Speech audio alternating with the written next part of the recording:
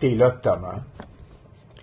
তিলোত্তমা, corona ক্ষমা, পেও না কষ্ট, করোনা দুঃখ, জনতা আজ আর নয় মূর্খ।